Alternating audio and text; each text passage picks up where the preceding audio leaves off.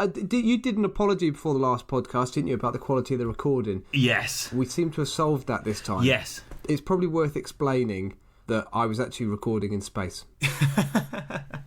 I mean, Chris Hadfield managed to do it without making him sound like he was underwater. I was busy in space, and I had one of those big fishbowl helmets on, and I was drifting around International Space Station Bowie. Yes, ground control to Major Tom. Check ignition now. Is your microphone working? And no, ground it wasn't. Control to Major Tom. Yes. Are you drinking a cup of tea? Was that the sound effect of you drinking a cup of tea? Was that an audio treat? I was expecting you to do more Bowie, so I was just having a sip in the background whilst I thought I had a moment of not having to talk. You just sort of. I thought you were going to go off on one. I was going to go on the. You were expecting me to sing the whole song. Yes. No, sorry. Here I am recording in a podcast. Far above the world. Welcome, one and all, to That Was Genius, the history podcast in which Tom, who's the other guy, and Sam, who's this guy right here, discuss history stories on a theme each week. The theme is prepared the week in advance, but everything else is a surprise, and this week it is... Planet Earth is blue. Is there much I can't do? Do you know what else is blue, Tom? River water, to get us vaguely on a topic for the week. Rivers. Is it rivers this week? Yes. Rivers the topic? Rivers is the topic this week after a roundabout introduction in which we've got the days of the week wrong, apologised for technical problems in last week's episode and sung some Bowie. We're talking about rivers this week. How have you found this week, Tom? Yeah, I've got a sauce. It's a weird sauce. Most rivers do, Tom. Most rivers do. Ba-dum-tush, geography pun. Excellent. Thank Good you. work. Thank you. I paid tributary to you, Sam, for that joke. Yeah. Whee! Yes, so rivers. I've got plenty to talk about, but I didn't really get a really juicy topic to get stuck into. I got this source, and I looked at this source, and I thought, this is going to be brilliant. And I started reading it, and I realised it was a really, really difficult source to work with. But I'm going to go with it anyway. That's fine. We'll tell some knob jokes. We'll make the most of it. Absolutely. I think there may even be some knob jokes in it. Oh, superb. What attracted me to it in the first place. The graffiti on the toilet walls is true. Well, I'm going to put this on the flip side, Tom. I really struggled to find anything to talk about that was interesting, much like you. And then I stumbled across what I think, this is a bold statement considering we've talked about some pretty stupid stuff on this podcast. I think this might be the silliest thing that's ever been talked about on this podcast. Oh, really? Yeah, I'm going to put that out there. I'm very excited. Me too. I'm thrilled. I'm sort of already giggling to myself, knowing what I'm going to talk about today. This is sillier than Mexican generals with no legs. Yes. This is sillier than a guilty dragon. Oh, no. It's even sillier than a guilty dragon. It is sillier than taking a massive shit in Westminster Cathedral. Oh, yes. Sorry, I get the reference Took you a moment. I was thinking that's a strange thing to say. Sir Flannel Wash Bottom, episode 4, I think. Yes, I think it was. I think that was Catherine of Aragon, was it not? It was indeed. Excellent. Oh, well, I'm very excited. Yeah, I've gone for a bit of Japanese folklore this week. Well, okay. So you're going Japanese folklore. The source I've got is from Norse mythology. Ooh. Yeah, and so there's going to be some gems in that. There's definitely going to be some murdering. Yeah, a bit of murdering, some killing of giants. Yep, absolutely. Good. Okay, so what are we going to flip then that's river-themed? What are we going to flip that's river-themed? Have you got a glass in front of your cup of tea? Should we flip your cup of tea? Looking at the colour of my cup of tea, it's possibly less river and possibly more canal.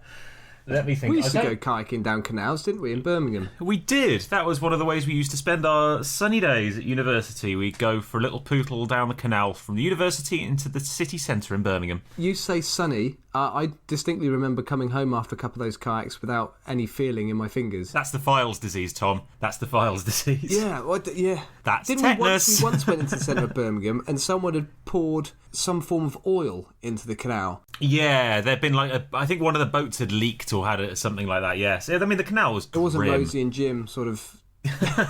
Rosie and Jim love setting alight to canal boats. Yeah. I don't mention that enough in the TV series, the arson side of things. Rosie and Jim, flicking a match at the old rag doll. watching it burn, watching it burn, watching the fucker burn. Burn! Yeah, Rosie and Jim, a well-known children's TV programme from the UK for people not from the UK. Based on a canal boat. If we ever mention something that you don't understand in this podcast and you're not from the UK, assume it's a 90s TV programme. It's a safe bet. It is a very safe bet. What was this strange string of words that just came out there? Is someone having a fit, or is that a TV programme? It's probably a TV programme. But thanks for your concern.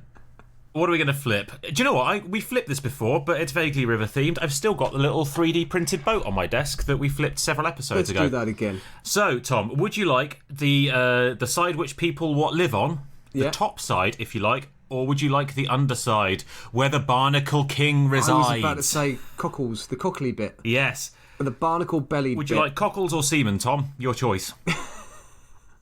Oh, I've never... And what a choice. What a choice. Yeah, I love a menu like this. What wine would you recommend with the semen? Top or bottom, Tom? Top or bottom? I will go for the mast. You'll go for the mast? The toppy bit. Okay. You're going to flip this. An audio treat. And you win, Tom. Oh, excellent. That sounded like you rolling a dice in a game of Monopoly. Which Yes. dice? Yeah, in fact, dice. I've got a link here. That links me on to one of the things I almost did. Oh, does it? You've heard the phrase, the die are cast. I have, yeah. Yeah, well, that's a Julius Caesar phrase. That comes from when he essentially declared war on the Roman Senate. And I was going to do crossing the Rubicon, which is another phrase associated with Julius Caesar. So the Rubicon was a river or it is still a river in the north of Italy. And traditionally, it was a boundary. I think it was the Roman a boundary homeland that you weren't and the rest of the empire. You weren't supposed to march. As a general, you weren't supposed to march your armies beyond the Rubicon. And if you did so, it was essentially declaring war on the Roman Senate. And Julius Caesar did this, and it obviously led to a civil war. And it was when he was crossing the Rubicon that he said the die are cast. Then he had his civil war against Crassus and Pompey, which obviously led to the end of the Roman Republic. So I almost did that, but I thought it was a bit too obvious. And I briefly mentioned it to you, didn't I? And I know you knew that phrase. Yes, yeah. Yeah. I mean, the phrase is, basically the phrase means there's no turning back. Absolutely, yeah. You've crossed the Rubicon. Yeah. It's now or never. It's now or never. Come hold me tight. Cup my testes. And smell my shite. Through the night. And if something should press into your back, it's not what you think it is. So there's this. And I started looking at battles that took place on rivers. Yes, I looked at that as well. Yeah, but I thought I've done quite a few battles in recent episodes, but there was a very, very good one, and that's the Battle of Rorke's Drift, which took place by a river. And I mentioned that to you, and obviously you knew about that one as well, so I thought, I'm going to have to be a bit more creative. For those who don't know, that was a battle that took place in 1879, where around 140 British soldiers, plus a few extras who weren't soldiers, held a mission station. And Michael Caine. And Michael Caine. My name is Michael Caine, and I am badly impersonated by everyone. Including myself, Michael Caine. Michael Caine. Really? I'm my own worst enemy when it comes to being Michael Caine. Because I do such a bad impression of Michael Caine. It's a bit of a cult impression, isn't it, in the UK, the Michael Caine impression? It is, yes. Rob Brydon and Steve Coogan have got their famous skit about Michael Caine. They do. So, 140 British soldiers, including Michael Caine, held a mission station when under attack by 3,000 to 4,000 Zulu warriors I guess that would be South Africa, or was that Zimbabwe? Where would that have been? It was South Africa. God bless Wikipedia. And God bless the British Empire, Tom. Oh, God bless British Empire, God bless, God bless. And 17 British soldiers were killed in this battle, but estimates between 350 and 850 Zulus were killed. So it's just a famous backs up against the wall military victory.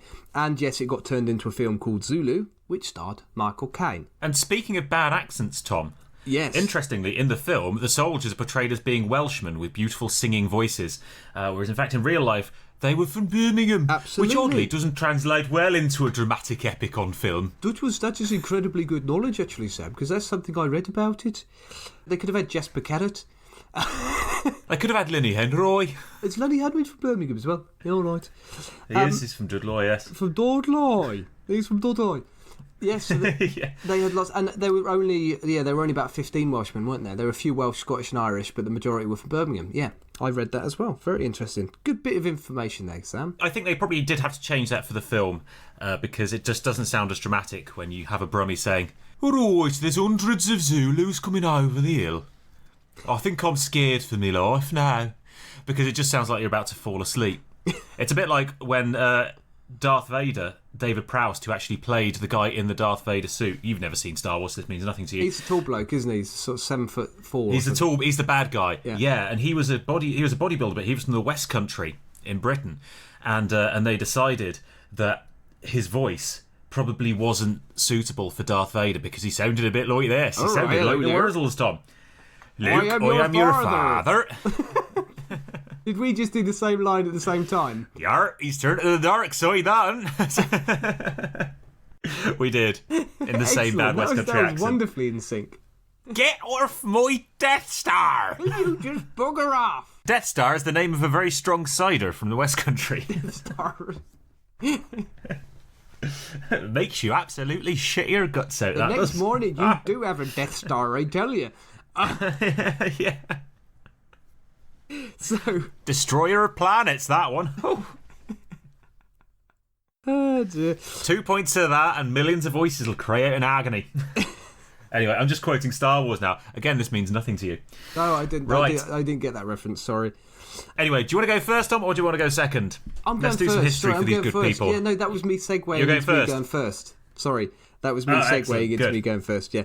Anyway, so yes, I looked at that. What did I then look at, Sam? I was looking at more famous battles that took place at a river. Now, Sam, I came across this one on Wikipedia, which made me giggle. And I'd like to see if you can guess, or you can tell me more about where this battle took place. I'll tell you the specifics of where it took place, but if you could tell me exactly which country it took place in, I'll be very impressed. So it took place in the year 1000, and it took place at the Fords of Baruna. And the winning side were led by Sir Peter Wolfsbane, Aureus and Edmund Pevensey.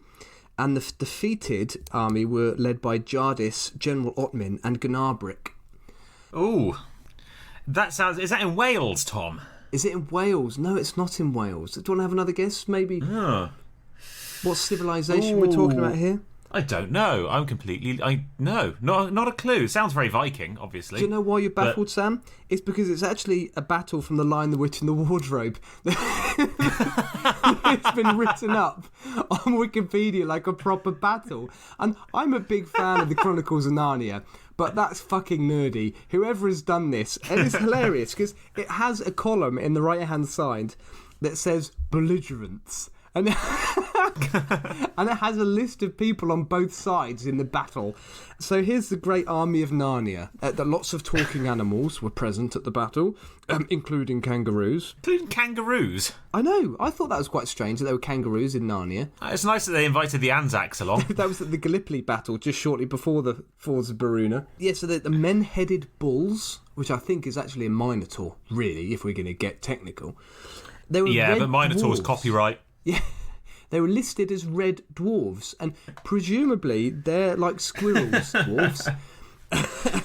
and the red dwarves? Ones, yeah, the red ones are the little bastards that keep, taking over from where the grey dwarves live. The grey squirrels are the bastards, the big fat American chunkers. Well, yeah, forcing out our native squirrels. So it might be the grey bastards. dwarves that were on the White Witch's side then in this battle.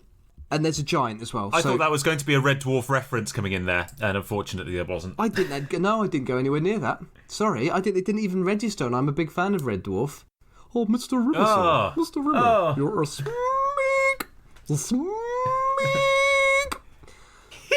Speed! Again, I refer to my earlier point. Is Tom having a fit? Is it a 90s TV reference? Your pick, audience, your guess. It's like a flow chart. Follow the flow chart. The weird thing is, that did sound very much like you were having an episode to anyone who hasn't seen Red Dwarf. Yeah, good. Couldn't have proved my point better. Absolutely. There's also a giant. So the Great Army of Narnia, which incidentally on this Wikipedia page even has a flag. They managed to get a giant involved. That's a giant rumble buffing. I'm getting the feeling that your actual source that you're talking about today is probably going to be fairly short, isn't it? Because you are stringing out trying to get there. We've gone into quite a lot of depth into one of the battles of Narnia.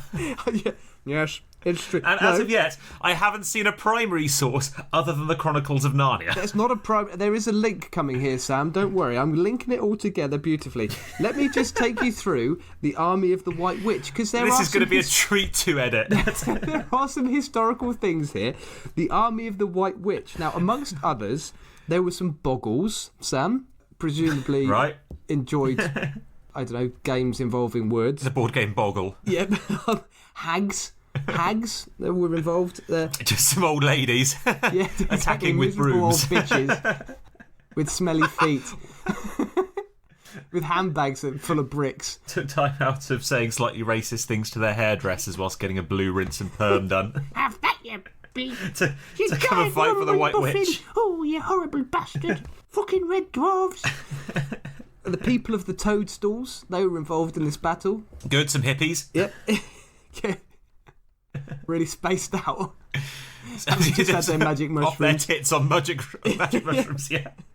Incubuses. Now, do you know what an incubus is? Is it something you put a small baby or some eggs in until they're ready to hatch? No, I see what you did there. Incubuses are actually male demons that lurk over sleeping women ready to rape them. That is actually historically what an incubus is. Jesus. Yeah, fuck you taking the piss out of my Narnia. Yeah, you didn't know that, did you? Hey, historical thing there for you. Yeah. Could indeed be any guy in a tight shirt in a nightclub at midnight. Yes. I was telling some clients about a certain incident when I was at university, which is where a friend of mine and I were in a club at about 2 a.m, and another friend of ours came over to us and we said, mate, could we, for the sake of a bit of privacy, we'll call him Barry. Okay, his name wasn't Barry. So Barry came across to us and we said, hey, Barry, can we just go home now? It's 2 a.m. And Barry looked at us and he was a bit drunk and he was like, all right, give me 5 minutes, because he clearly wanted to pull. So he wandered over to the nearest circle of females who were in a circle, just having a bit of a boogie. He went up to the nearest one and just started grinding up against her from behind, which obviously girls love. They love nothing more than a weird man. It's their favourite thing. Yeah. Stinking of booze, coming up behind him and just grinding. And so all the other girls... I think I know who you're talking about now. Yeah. And so all the other girls in the circle then start laughing hysterically. And me and this other guy looking and saying, what's going on? What's Barry doing? And then the girl that Barry was grinding up against wrestles herself away, turns around, and actually turns out to be a man with long hair.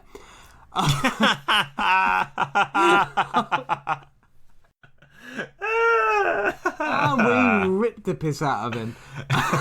We were in hysterics.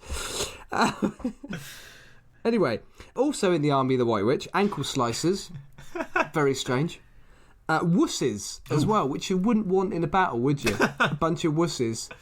No, Ooh. I've got to say, the Army of the White Witch seems a bit of a ragtag force at the moment, consisting of old ladies, grey squirrels, scaredy cats, demons. And hippies. Yep.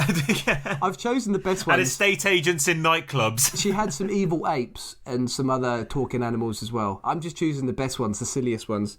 The wusses I thought was odd. Why would you want wusses in your army? Boo, it's a big giant. It's very scary. Oh, I'm not going anywhere near him. Brave, brave, brave, brave Sir Robin. Chickening out and fucking off. The person who's put this on Wikipedia has even put strength, 5,000 versus 15,000 brackets, according to the film. And the best bit of all is, this is again in this sort of box down the right-hand side of the page, it says casualties, unknown but heavy. That's not a real fucking battle. It's the Chronicles of Narnia. Anyway, Also, that was definitely one of the hippies who wrote that when they were coming down off the magic mushrooms. Unknown man, but heavy. It's real heavy, man. Now, there is a link here. Now, the Chronicles of Narnia leads me nicely Fucking good. onto my topic, which is ferrymen Does it? of myth. Because C.S. Lewis, who wrote the Chronicles of Narnia, was heavily influenced by classical, Germanic, Norse, Celtic mythology. He, in fact, I think he was Northern Irish, and he was very fond of Irish mythology. There you go. I learned another word as well here, Sam, that I'm going to teach. I've told you what an incubus is. Listen to this. Have you ever heard of the word psychopomp? It's a genre of trance music I'm not particularly familiar with, but I know it's very big in Berlin. I thought it sounded a little bit like a Geordie describing a fart. Oh, you never guess what? I just did a really psycho pump. You know, stank horrible leak. Oh, you will I'm not blind, believe the smell. Declan! Blind! Stop it with the 90s TV references. Oh, good God. You cannot do a Geordie accent, especially about farting, and expect me not to mention Biker Grove. Right, It's yeah. Grove. Yeah, so... Sorry, any listeners who aren't from every the UK. week. I promise I'll stop. Yes, so a psychopomp is a character that helps people get to the underworld or get to the next life. So that is what a murderer. psychopomp is. Yeah, there you go. So I'm just going to talk about ferrymen, because obviously we're going to link it to rivers, and probably the best known ferryman from mythology is Charon, which is obviously classical, Indeed. Greek and Roman, and he Yep. ferried the souls of recently deceased individuals across the river Styx and Acheron to the underworld. This is in lots and lots of ancient Greek and Roman myths. Aeneas in the Aeneid meets Charon. Heracles has done so. Odysseus, Theseus, many of these famous figures from classical myth. Do you know what else Charon is, Tom? Bit of science knowledge for you. It's a moon, There's a isn't clue. it? It's a moon of Pluto. A It moon is. of Uranus. No, it's the moon of Pluto. It is moon of Pluto. There you go. Sorry, I just It wanted is. to say Uranus. Hey! You wanted to see my anus? Oh, I did. There's also a chap called Urshanabi. This is Mesopotamian myth, and he turns up in the Epic of Gilgamesh. And I think you've mentioned the Epic of Gilgamesh in a previous episode, haven't you? Yes, yeah, I have. The earliest surviving work of literature from about 2100 BC. Now, Irish mythology, they have their own chap. A chap called Manannán mac Lir. And there are variations in Scottish, Welsh and Manx myth. In Welsh myth, he actually has a brother called Bran the Blessed, which sounds remarkably like Brian Blessed, Sam. It's all beginning to fit, Tom. Hello. I'm here to ferry you to the other side. You'll never believe what my brother does. So yeah, Bran the Blessed in Welsh myth. And this chap, Manannán mac Lir, is awesome, Sam. He is fantastic. He's got a boat called Wave Sweeper. And he's got a Wave sea Sweeper. chariot called Water Foam. That sounds like a speedboat. Yeah, Wave Sweeper. Wow, he's got a speedboat and a jet ski. A sea chariot called Water Foam. Yeah, a bit like a jet ski, I imagine. And even better, he has a sword called the Answerer. Ooh. And if he points it at someone... What's that quote from Game of Thrones, Tom? Only a cunt names their sword. Yes, excellent quote from the Hound. Yes. If he points his sword... It's my favourite quote from the whole of Game of Thrones. If he points his sword, the Answerer, at someone, they have to answer his questions truthfully. How good would that be? That is great.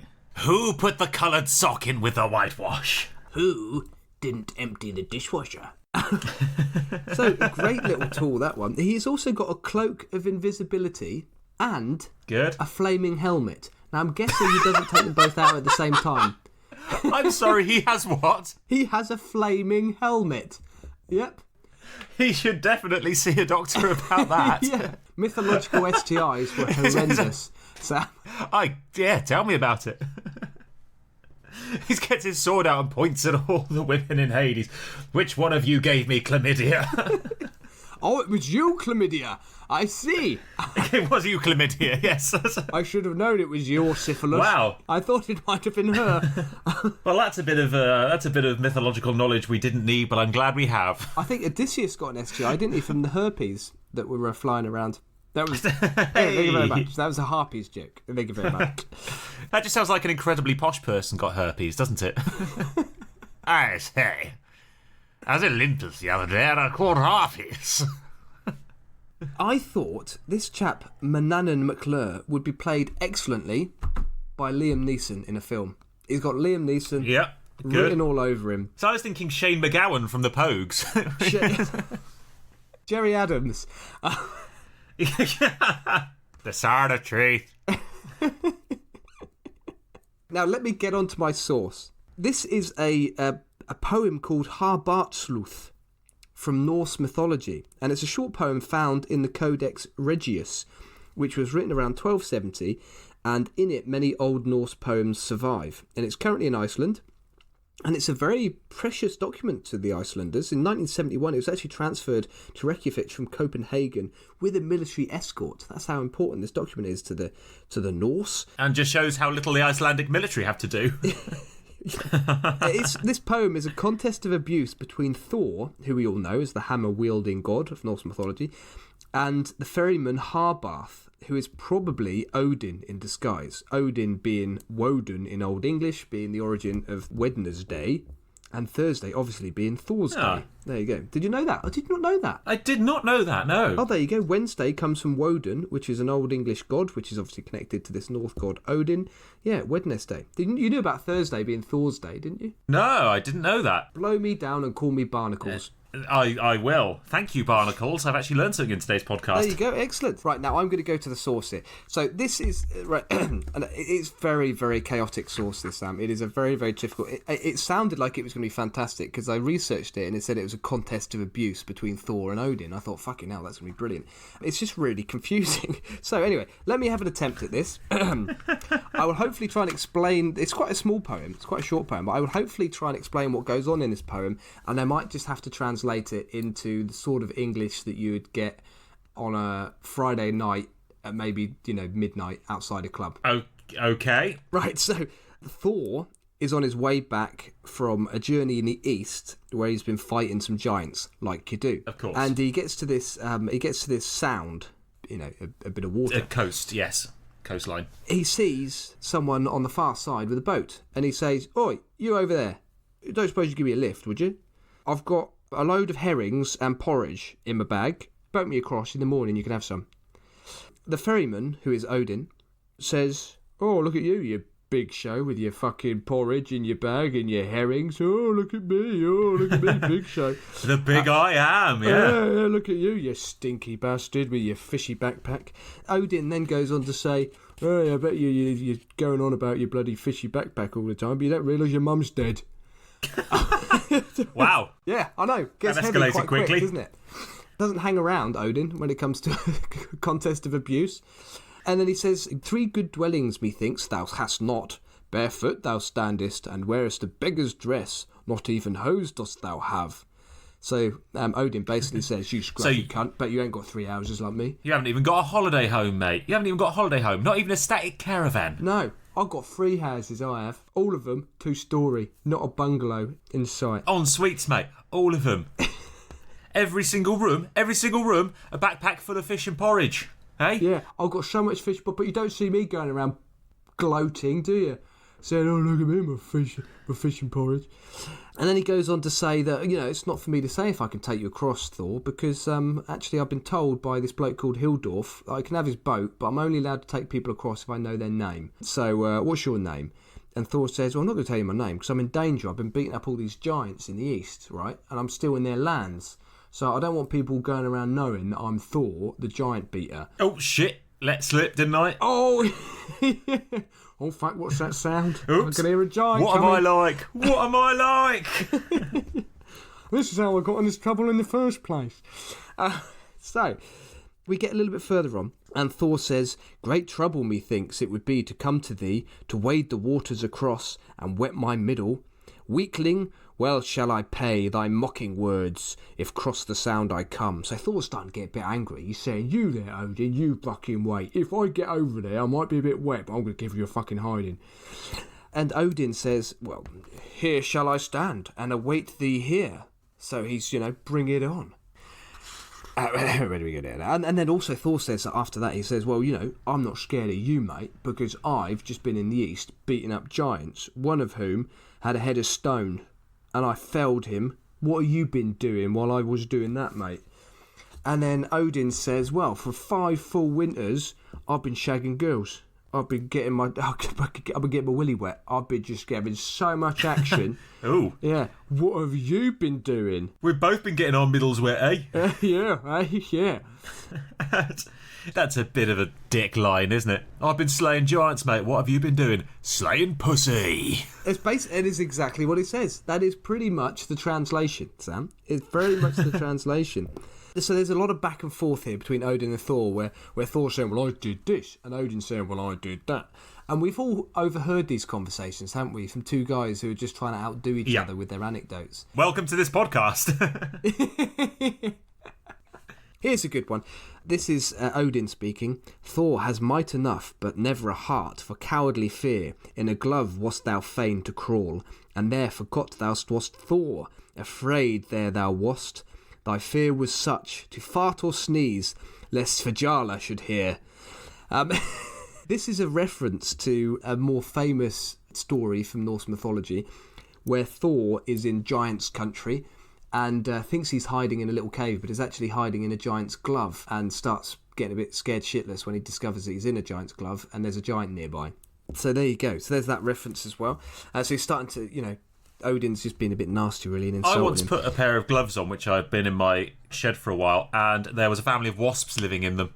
Oh. And so I sympathise. I sympathise. That's something you learn very quickly when you live in Australia not to do. Don't put any item of clothing on before thoroughly checking it. For Australians. Yes. Yes. Anyway, what else have we got here? Oh, yeah, so we got more of Odin talking about how he's been getting it up, getting lots of people. Here's a rather strange sentence, don't know what to make of this. Thor says, no hill biter am I, in truth, like an old leather shoe in spring. What? I don't know.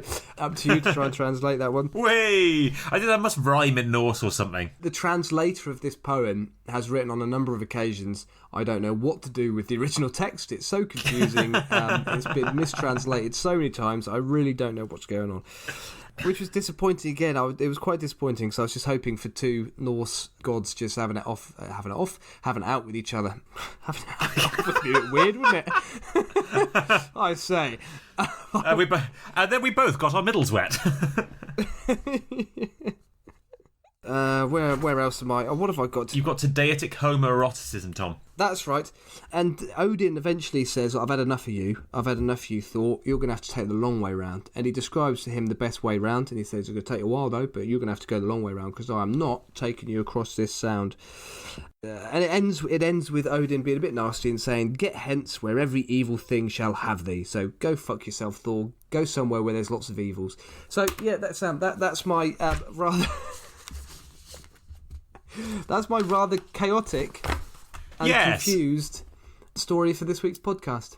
And it is chaotic and confused because the source I used was incredibly chaotic and confused. There you have it. There you go. Well, you kept the original intention of the source, and that's the most important thing, to be bloody confusing. That's exactly what I was trying to do. And it's quite hard to do that, Sam, because I'm a very organised person, and I like there to be a lot of structure. You are, Tom. I could hear the pain in your voice.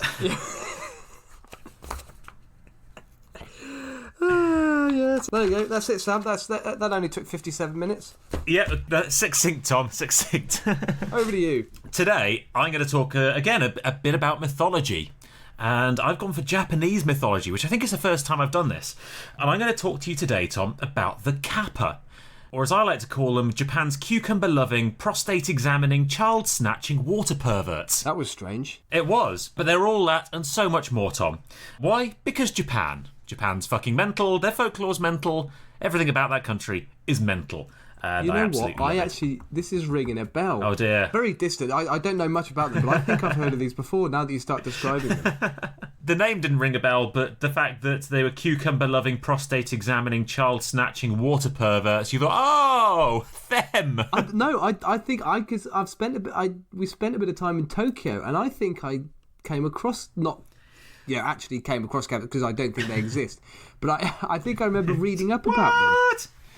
Yes, they're very, very well known still in Japan. They're very, very famous, and what they're known as today is kind of harmless, fun, funny little creatures. They appear a lot in kids' cartoons. They're quite often used as kind of company mascots in Japan, where lots of companies still have silly mascots, and also used as kind of water safety mascots a lot of the time.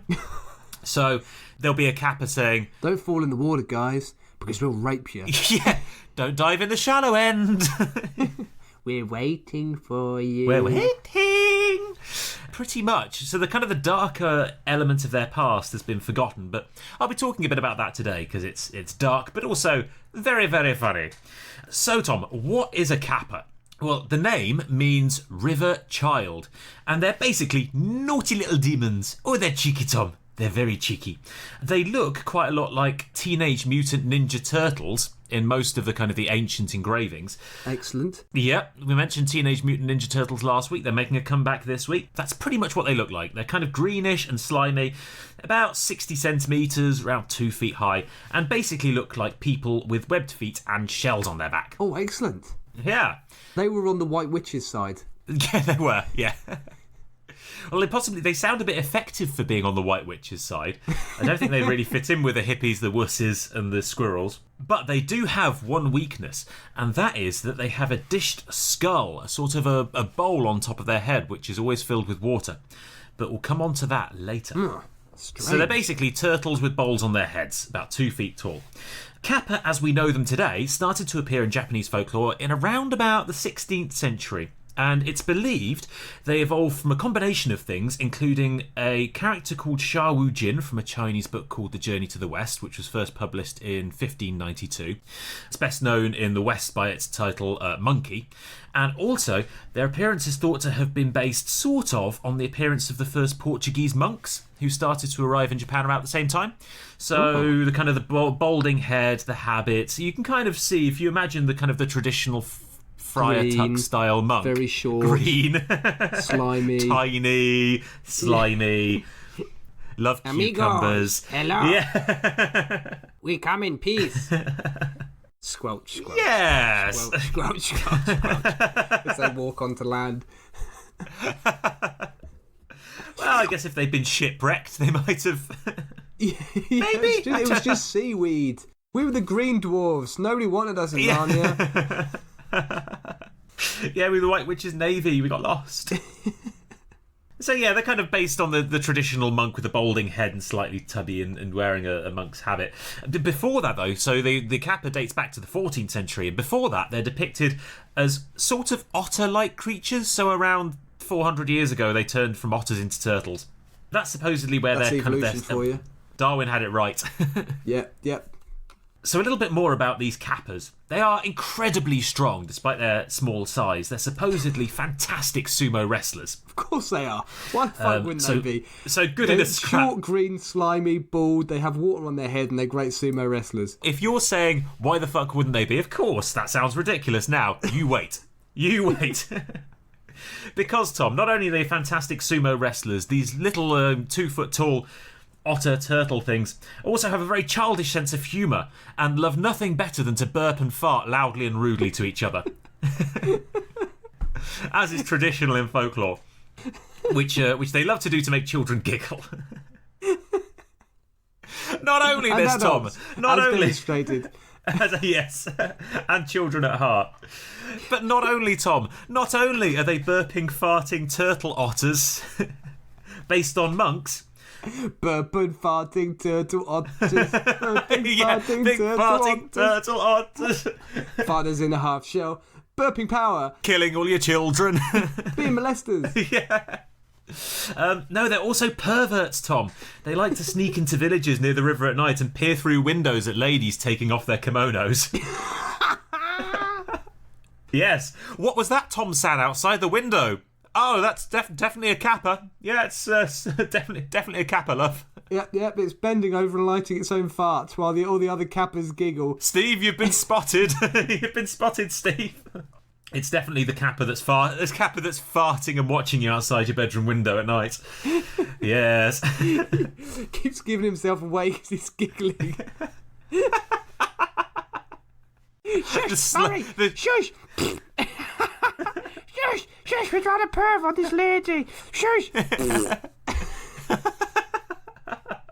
You just farted.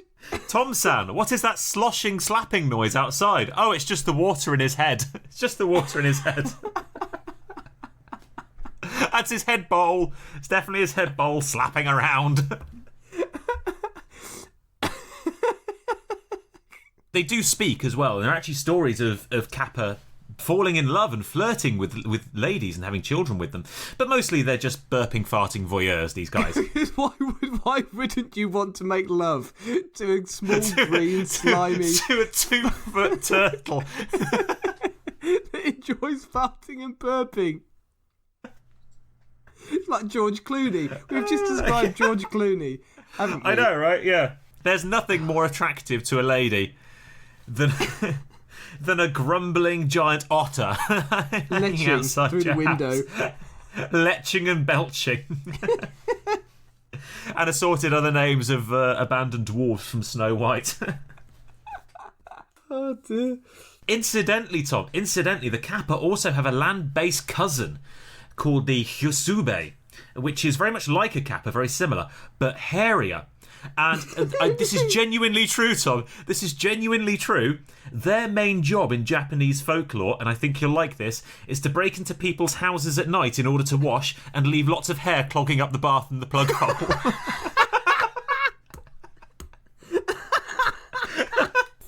Fucking love Japanese folklore. Oh, jeez. So yes. So there you go. It's not your wife who's leaving all her hair in the sink, Tom. It's the Hyosube breaking into wash at night. It's not ladies, it's imps. It's little hairy imps. Breaking into your house to use your bathtub. Good grief. Anyway, Tom, as if this story couldn't get any weirder, the kappa's favourite thing in the whole world is cucumbers. They fucking love cucumbers, Tom. Why not? I don't know why. This is Japanese folklore, and it's clearly batshit crazy. The main theory surrounds Lebanese or telegraph. What? Lebanese or telegraph cucumbers? Yeah. Do you not know which? You don't know the difference between your cucumbers?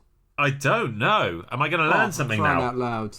Well, Lebanese and telegraph cucumbers are two very different things, Sam. I bet they are. Yeah. Lebanese, right? You've got to peel the skin because it's got a thick, hard skin on it. And a telegraph cucumber is probably the cucumber an ignoramus like you is more familiar with. God, I cannot believe this. First you didn't know what the Battle of the Fords of Baruna was, and now you don't know the difference between a Lebanese cucumber and a telegraph. Well, I think we found a topic for next week, Tom. I think that topic's vegetables. I'm willing to give that a go. Done. Well, yes, the kappa love cucumbers. Just to get vaguely back to the story, an hour and 15 minutes into the podcast recording already. I don't know why they love cucumbers. The theory is that because cucumbers are full of water, it's like a home from home for the water-based kappa, so it reminds them of home, and it's basically a ready water supply they can take with them. Right. But at any rate, I think that's probably over-examining the batshit crazy story. There's nothing a kappa won't do for a cucumber. If you offer it a cucumber, it will pretty much do whatever you want. And it's one of the ways in which you can appease them and make them work for you and do your bidding is to offer an angry kappa a cucumber. Genuinely, there's loads of classical Japanese carvings and artworks and prints, incredibly beautiful ones, of strange turtle creatures running around with a cucumber in their hands. So there you go. But they fucking love cucumbers at any rate. These are sounding very Minion-like, these kappas. Yes, yeah. I mean, to be honest, it sounds like if you asked your 3-year-old to make up a monster... Yep. You'd end up with a turtle that loves cucumbers and burps a lot. Yes, yeah, I think you're right. So that is the kappa. That's your basic kappa in a nutshell. Turtle power. Naughty little pervy turtle monk otter things who like to peek at ladies and fart and eat cucumbers. So basically, apart from the cucumbers bit, any teenage boy. I was about to say, similar to this chap called Barry that I used to know at university. Yeah, pretty much. But, Tom, they aren't just cheeky, lovable imps. They're actually utter bastards. They are evil little shitbags. Their main job, apart from playing practical jokes and stealing cucumbers, is, and this is where it gets very dark very quickly, is pulling passers-by into the water and drowning them. Hey, fun times. Hey, lads. Just a bit of fun. It's a prank, bro. It's a prank. There are two groups of people they especially like to do this to. One is people on horseback. Right. But they especially like to drown kids. Right. Who they grab out of villages and haul into rivers. Which is why nowadays, the twisting of the traditional folklore, nowadays this is why they're used as water safety mascots in Japan. Yeah. Because if you go swimming or dive into the shallow end or bomb or run around the edge of the pool, the kappa's gonna get you. Yeah. It's probably this day and age just give you a stern telling off rather than drown you. Yeah. It's health and safety gone mad, frankly, but there you go. Bribe them with a cucumber and they'll let you stay in the pool. Yeah, just hurl cucumbers at the lifeguard. It's difficult to swim for all these cucumbers floating around. It is. Yeah, there's a little jacuzzi in the corner, which is actually just a small pool with loads of kappas farting in it. Yeah, pretty much. They're just underground. There's just a kind of a cave, a cellar underneath the hot tub, and they're just bent over, just farting into little tubes. Giggling. Yeah. Just taking it dark again for a second, the baby drowning part of the story probably comes from the fact that in feudal Japan in the 16th century, and quite a while after the 16th century, poor families would frequently leave unwanted babies or kids they couldn't support down by the river to drown or die of exposure, much like they did in ancient Rome and ancient Greece. And so that's why... Responsible parenting. Yeah. And so that's where the story came from. It's to distract from the fact that they were killing kids by basically telling the kids who survived, oh, if you see babies drowned by the river, it's the kappa, not your mum and dad. That's... Yeah. Nice. So it's a naughty kappa, not desperate infanticide. So pretty awful, really. Yeah. A dark element to an otherwise funny story. Anyway, the babies, the kappas, they just drown them. That's nice and easy. You get drowned, you get eaten. Fine. Adults, Tom, the adults who get pulled in by the kappas get a far more gruesome fate. Is this where the prostate exams come? Yes, it is, Tom. Yes, it is, because the kappa are after their shirikadama. Right. Now, Tom, do you know what the shirikadama is? Have you ever heard of this? Is it a type of sweet that you can buy in a sweet shop? Well, like a penny sweet? Almost. Shirikadama. And I'll have 5 spaceships, a shirikadama. I was going to say, the only other sweet I could think of was a chocolate starfish. Well, the shirikadama and the chocolate starfish are not entirely unrelated. And the kappas certainly have a taste for them. Ugh. And I'm sure there are stranger sweets that you can buy in a Japanese sweet shop. Yeah. I dread to think. I played a game in Japan. I played the same game in China. Oh, mystery meat. And basically, it is you pick up an item in a shop or off a menu and you point at it and then you eat it and you see what it is that you've gotten. Is it a crab filled with jelly? Who knows? Is it a trifle in a skull? Could be. That's very Indiana Jones. Yeah, I had a bit of a mind blank. That's the only thing I could think of. Anyway, the shirikadama, no, it's not a sweet, Tom. It's the human soul in Japanese folklore. But because Japan is mad, the Japanese don't believe that your soul is in your heart or in your mind. No, Tom. They believe that the soul lives in a little ball Such a butty bum bum. in your bum hole. Yeah.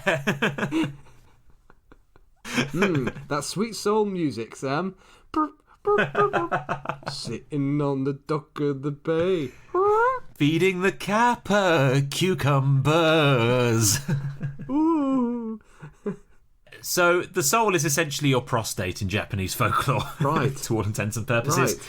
And that, Tom, if you're an adult, is what the kappa are after. So whilst kids just get drowned for shits and giggles, adults get their soul and their prostate ripped out through their bum whilst being held underwater by a gaggle of naughty turtles. And let's be honest, if the drowning doesn't get you, being fisted by a giant otter probably will. Well, I say, I'd take the hilly route if I was trying to get from one village to another. Yeah, I think we'll skip the ferry ride across. Yeah. So why do they do this, Tom? Why do they do this? Well, sometimes it's just to eat it, and apparently the shirikadama also blocks access to the liver. So they're basically trying to eat your prostate and your liver. Sometimes that's why they do it. Other times they actually use your prostate as currency. Right. And they're collecting them to pay their taxes to the river god or the river king. And what the fuck does the River King want for the prostates? Oh, fuck knows. Has he Fuck just got knows. a big pile of prostates? He's like, look at me, I've got a fucking great pile of prostates. Hooray. Yeah, look at my wealth. Look at me sitting like Scrooge McDuck on my giant mountain of prostates. Yeah. Look at me diving into my prostate vault. Ah, slimy prostates. Well, quite. So anyway, Tom, how do you catch or defeat one of these bastard, murderous, impy water demons? Put a mousetrap up your bum. Closer than you'd think. Closer than you'd think. No. Do you want to elaborate on that guess? No, you tell me more. Go on. Okay. Well, you obviously can't do it by force because they're far too strong. Amazing sumo wrestlers, remember. They're very, very strong. Yeah, you'd say that. And obviously very good swimmers. So instead, Tom, you have to trick them. And you have to go fishing for kappa. And genuinely, this is again depicted in traditional Japanese artworks. The best way to try and lure a kappa is to give it what it wants. And so there are some brilliant artworks. Cucumbers. Well... And bumholes. Bumholes, Tom. You go fishing with your bumhole. So there are some genuinely brilliant Japanese engravings of this happening. And essentially, what you do in Japanese folklore to catch a kappa is you put a swing above a river, a rope swing, you hitch your kimono up, and you go swinging, bare ass, legs spread, kimbo, across the river to lure the kappa out. And there are some really beautiful engravings of very stern and determined looking men swinging above a river, arses bared to the world. Incredibly detailed arses, by the way. Japanese artwork's fantastic. Whilst the kappa look wantonly on. So yes, you had to go fishing by swinging above a river with your arse exposed. Have some of that. Oh. Da, da, da. Woo. Da, da, da, da. Woo. Look at my bumhole. You see the kappa just leaping out of the water, just kind of grabbing at it. Yes. You see a load of dirty little kappas go, oh, take your kimono off. Oh, yeah. Oh. Waggling their little cucumbers. Oh. Look at the soul in that. You wouldn't believe what I would do with that prostate. Yeah, I would like lovely to point mental out image, to isn't it? listeners that I've just Googled Japanese kappa, and nothing Sam has said is wrong. I'm looking at pictures. I know, right? I know.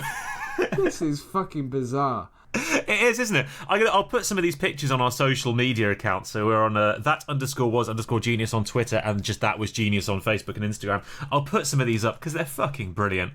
The guys in the engravings just look so determined. They've got a real look of concentration, which I guess you would have swinging feet above a giant otter that's about to rip your prostate out. Oh, dear. And so what do you do when you've lured your kappa, Tom? You've got it out, you've got it on land, you've kind of swung, it's jumped out, it's landed on the riverbank. What do you do? Well, play on one of their defining personality traits, which, as we've seen from their behaviour thus far, is politeness, Tom. Oh, okay. Despite the fact that they're perverts who'll steal your cucumbers, fart in your face, kill your kids and put their hands up your bum uninvited, they are very polite when it comes to formal respectfulness. I'm awfully sorry there, dear boy, but we do happen to have captured you, and as a result, we're afraid we're going to have to stick our arms up your bottom and pull out your prostate. Yes. Terribly sorry for any inconvenience. You don't need the thing anyway, do you? I mean, you might enjoy it.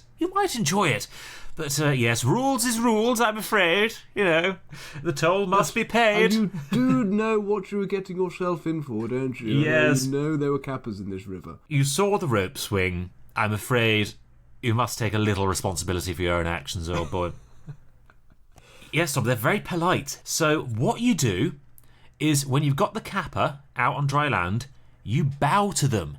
You bow nice and low and polite and formal. Facing which way? Well, that's a very good question. I hadn't considered this. Yes, two very different meanings to the same gesture, isn't it? Yes. I'll have to read up on my sources and get back to you on that. Well, if you do it right, if you do it facing them, nice and low and polite, they will return the gesture. At which point, that bowl of water on their head comes into play. Because it'll spill as they bow. And if a kappa's head bowl is emptied or damaged, they're immediately paralysed or choked. They can't breathe without it. So you've caught yourself a kappa. Now, at this point, there's two things you can do, Tom. Firstly, you could leave the kappa to die. That is absolutely fair enough. Nothing wrong with that. No one would think anything about it. The little prick probably deserves it. Or you could be savvy and use this to your advantage, because kappa, as well as being the most polite of murderous voyeurs, are very loyal. If you give one a cucumber, you've got a friend for life. If you save one's life by refilling its water bowl, you will have a loyal servant, literally forevermore. It will ask nothing in return. It'll cook, it'll clean, it'll work your rice paddies, you name it. You can start collecting prostate. Yeah, absolutely. You can have a big pile of them. Brilliant. You can be a prostate millionaire. Yeah. Like Bitcoin. Bumcoin. Shitcoin. Buttcoin. Half a prostate will buy you a pizza. Oh, that would be brilliant if people were just buying drugs on the dark web using prostates. Oh. So yes, if you fancy being a prostate millionaire and you don't want to have to go on the hit TV show Who Wants to Be a Prostate Millionaire to get it, then yes, you can just catch yourself a kappa and they'll go and grab them for you. But they'll basically do anything you want. So people in Japanese mythology and folklore used to deliberately catch kappa to use them as slaves or servants. And so there you go, Tom. If you are ever in Japan and you see a filthy, basically human creature about 60 centimetres tall working in a rice paddy, it's not an 8-year-old being subjected to horrific conditions under child labour.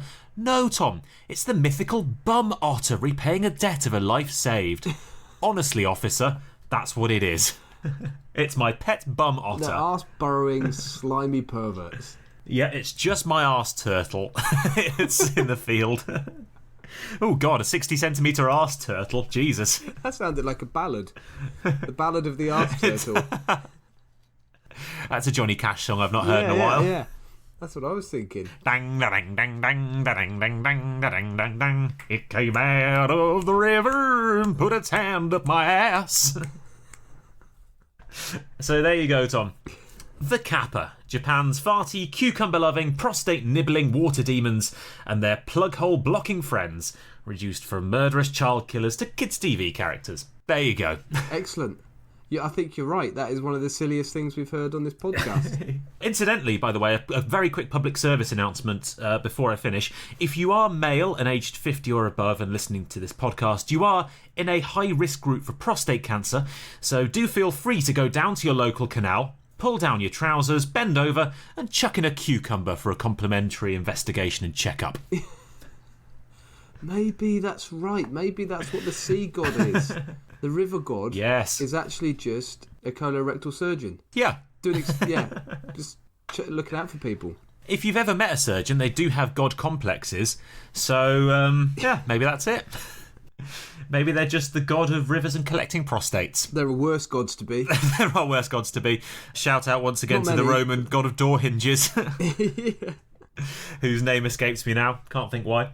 But yes, there we go, Tom. The kappa, which I think is probably my favourite thing that I've ever talked about or learned about. Well done. Well done for finding that. That is ridiculous. That is a fairly roundabout, I think, delving into rivers and waterways. From That Was Genius. Oh, no, yours was relatively well structured, Sam. Don't do yourself down. Thanks.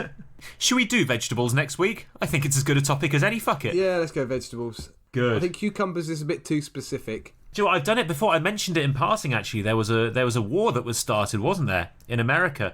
It was Canada and America nearly went to war over some pigs that ran across the border from a Canadian farmer's land into an American farmer's field. And the pig ate the potatoes, and it nearly started a war. It ended in a military standoff with over 10,000 soldiers on each side. Yeah. Yeah, you did mention So can't do that one next week. That's a shitter. Yeah, should have mentioned it. The pig wars, yeah. Right, vegetables it is. Highbrow, it's clearly the most dramatic one we've ever done. Great escapes. History's greatest war heroes. Carrots. Vegetables. Swedes. Right. Oh, that's a good idea, actually. And on that note, Swedish, couldn't you? Yeah, you could just do Swedish, yeah. Yes. I hope you have enjoyed this little podcast. Do tune in next week. Thank you to all of our new listeners. We've had a few new listeners, actually, in the last couple of weeks. So welcome to That Was Genius. We have, yeah. Where are they from? Yeah. We've had a few more from Australia. Oh, how on earth? A couple more from Canada. Okay. How are they still hanging around gluttons for You're punishment? getting insulted every episode. And welcome to our 22 listeners from the Netherlands. Oh. And 3 listeners in Japan. I'm sorry for denigrating your heroic water safety mascots. Right. Thank you so much for listening wherever you're from in the world. Be that Sudan or Angola or South Africa. Any Icelanders? Yes, 3. Oh, excellent. So hello to all of you. Thank you for tuning in. Willkommen. Please do come back next week for a Bienvenue. fascinating... Ciao! A fascinating delve into the wonderful world of vegetables. Konnichiwa. And if you have enjoyed this podcast, please do tell your friends about it. And we'll see you all next week. Bye. Have a good one.